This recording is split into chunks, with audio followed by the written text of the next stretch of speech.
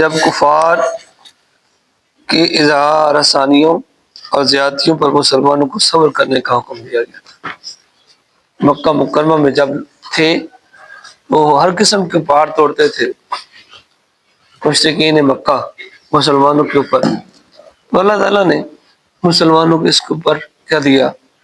صبر و درگزر سے کام لینے کا حکم ارشاد فرمایا۔ یہ مکہ سے مدینہ کی طرف ہجرت کرنے سے پہلے کا واقعہ ہے۔ یہ اس وقت کی بات ہے جب مدینہ میں ہجرت نہیں ہوئی تھی۔ مدینہ منورہ سے ہجرت سے جو 13 سالہ مکی زندگی ہے، جو 13 سالہ دور آقا کریم صلی اللہ علیہ وسلم کا مکہ میں گزرا ہے، وہاں مسلمان تھے، ان کے اوپر ہر قسم کی کیا کرتے تھے؟ زیادتی کرتے تھے، اظہار رسانی کرتے تھے، ان کو مارتے تھے، ان کو پیٹتے تھے، ہر قسم کا ظلم و تشدد انہوں نے اس کو روا رکھا ہوا تھا۔ تو اس پر جو ہے، اس پر اللہ تعالیٰ نے مسلمانوں کو اس بات کا کیا کہ تلقین کی کہ ان ساری باتوں سے آپ نے کیا کرنا ہے؟ صبر کرنا ہے، وہ درگزر کرنا ہے۔ مسلمانوں نے نبی کریم صلی اللہ علیہ وسلم سے اجازت طلب کی کہ خفیہ طریقے سے کافر کو قتل کر دیں، تو آپ نے انہیں منع فرما دیا۔ یہ آیت نازل ہوئی کہ مسلمان فکر نہ کریں، اللہ مسلمانوں کا مشرکین سے خود دفاع کرے گا۔ مسلمان اس بات کی فکر نہ کریں کہ مشرکین سے اللہ تعالیٰ ان کا کیا کرے گا؟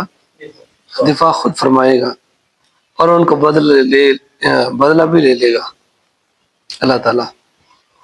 بے شک اللہ کسی خیانت کرنے والے نہ شکرے کو پسند نہیں کرتا۔ یعنی مسلمانوں کو اس سے منع کیا گیا وہ خفیہ طریقے سے کافر کو قتل نہ کرے، کیونکہ یہ غدر اور دھوکہ اور خیانت ہے۔ سمجھے بات کی نہیں ہے؟ حضرت عبداللہ بن عمر رضی اللہ تعالیٰ عنہ بیان کرتے ہیں کہ دھوکہ دینے والے اور آج شکنی کرنے والے قیامت کے دن ایک ان کے لیے جھنڈا کاٹ دیا جائے گا۔